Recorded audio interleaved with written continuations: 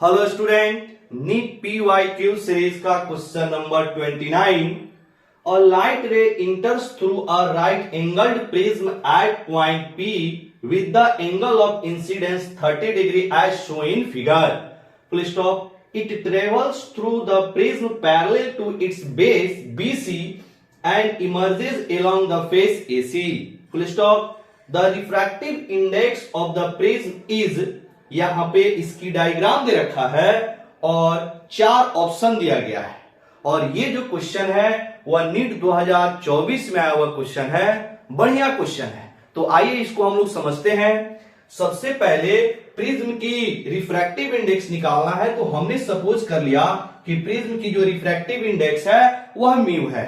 इसके बाद अब प्रिज्म जो है वह कहां पे रखा हुआ है ये कहीं भी क्वेश्चन में जिक्र नहीं किया है, तो हमें एज्यूम करके चलना पड़ता है कि जो प्रिज्म होगा वह एयर में होगा। अगर किसी माध्यम का क्वेश्चन में जिक्र नहीं होता है तो हमें एज्यूम करना होता है कि एयर में है, और एयर की रिफ्रैक्टिव इंडेक्स हम लोग जानते हैं कितना होता है, 1 होता है। ठीक है, तो ये एजम्पशन लेके हम लोग को यहां पे काम करना होगा। क्लियर। अब देखिएगा यहां पे अगर इस पॉइंट को हम लोग क्यू पॉइंट मान ले, तो क्यू पॉइंट पे जो आपका इमर्जेंट रे है वह एसी के पैरेलल हो रहा है, मतलब यह एसी के एलोंग पास कर रहा है। इसका मतलब है कि 100% जो यहां पर एंगल बन रहा होगा वह क्रिटिकल एंगल होगा, क्योंकि क्रिटिकल एंगल पे अगर कोई लाइट इंसिडेंट करता है तो वह सरफेस के पैरेलल हो जाता है। क्लियर। तो ये हो गई आपका क्रिटिकल एंगल।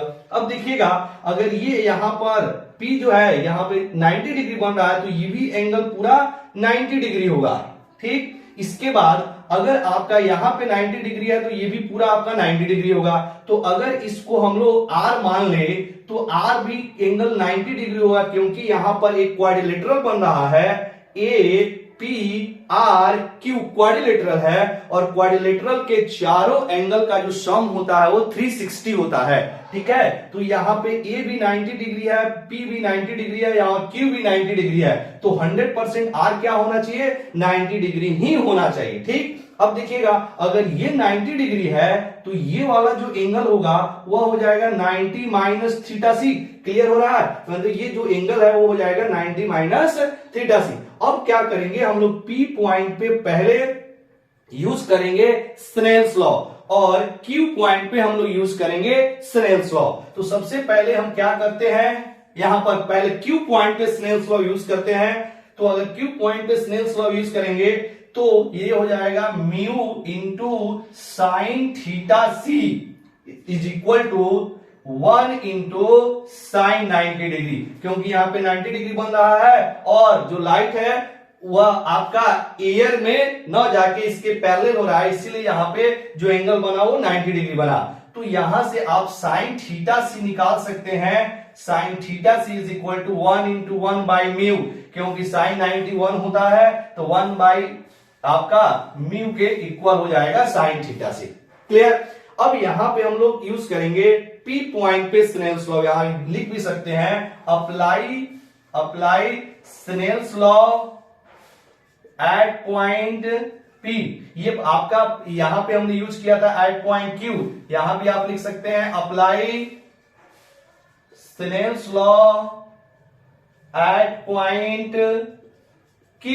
ठीक, ये Q पॉइंट का हो गया। अब P पॉइंट पे आइए, तो P पॉइंट पे क्या लिखेंगे, यहां पर 1 into sine 30 degree is equal to mu into sine 90 minus theta C, क्योंकि इस साइड एयर है तो एयर में जो एंगल बन रहा हो कितना बन रहा है, 30 डिग्री बन रहा है, और जो आपका मीडियम है मतलब प्रिज्म के अंदर जो एंगल बन रहा हो कितना बन रहा है, 90 माइनस थीटा सी बन रहा है। ठीक है, तो यहां से हम लोग लिख सकते हैं साइन 30 डिग्री की वैल्यू, साइन 30 डिग्री होता है 1/2, इनमें 1 से मल्टीप्लाई करेंगे तो ये 1/2 ही होगा।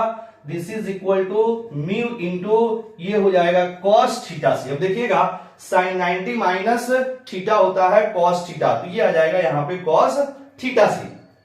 अब हम लोग क्या करते हैं, इसको स्क्वायरिंग बोथ साइड कर देते हैं, तो 1/4 हो जाएगा is equal to mu square into cos square theta C. अब देखिए हमने इसलिए किया क्योंकि यहां पे हमें एक वैल्यू दिया हुआ है साइन के टर्म में, और यहां जो वैल्यू आ रहा है वो आ रहा है कॉस के टर्म में। तो कहीं ना कहीं कॉस को हम लोग साइन में कन्वर्ट करेंगे तब जाके हम लोग को फाइनल रिजल्ट मिलने वाला है, इसीलिए हमने स्क्वायर कर दिया। और कॉस स्क्वायर थीटा सी का फॉर्मूला हो जाएगा 1 माइनस साइन स्क्वायर थीटा सी। तो यहां पे इसको आप ब्रेक कर लीजिए, तो 1/4 is equal to mu square into 1 minus sine square theta C. अब साइन स्क्वायर थीटा सी की वैल्यू आप यहां से लाके यहां पे फिट कर देंगे, तो अब देखिएगा क्या आ जाएगा, 1/4 is equal to mu square into 1 minus 1/म्यू स्क्वायर, क्योंकि साइन स्क्वायर थीटा सी है, यहां पे साइन थीटा सी की वैल्यू हम निकाल चुके हैं 1/म्यू, तो साइन स्क्वायर थीटा सी क्या हो जाएगा 1/म्यू स्क्वायर। ठीक, अब इसको थोड़ा हम लोग सॉल्व करेंगे, तो 1/4 is equal to mu square, इसको सॉल्व करेंगे तो mu square minus 1 divided by mu square. अब ये म्यू स्क्वायर से म्यू स्क्वायर कट जाएगा, तो ये आ जाएगा 1/4, और ये आपका इधर म्यू स्क्वायर माइनस 1 एक बार लिख दे रहे हैं, तो ये आ जाएगा 1/4 plus 1 is equal to mu square, क्योंकि माइनस 1 जो है वो लेफ्ट आएगा तो प्लस हो जाएगा। अब जब इसको सॉल्व करेंगे तो ये आ जाएगा 4 और एक 5/4 is equal to mu square, then mu is equal to हो जाएगा रूट अंडर 5/4। अब 5 ये रह जाएगा रूट 5 और डिवाइडेड बाई, अब जो आपका 4 का स्क्वायर रूट कितना हो जाएगा 2 हो जाएगा, तो म्यू की जो वैल्यू आ जाएगी रूट 5/2, यानी कौन सा ऑप्शन होगा रूट 5/2, ऑप्शन नंबर सेकेंड। यानी कि जो आपका प्रिज्म है उसकी रिफ्रैक्टिव इंडेक्स की वैल्यू कितनी होगी रूट 5/2। क्लियर।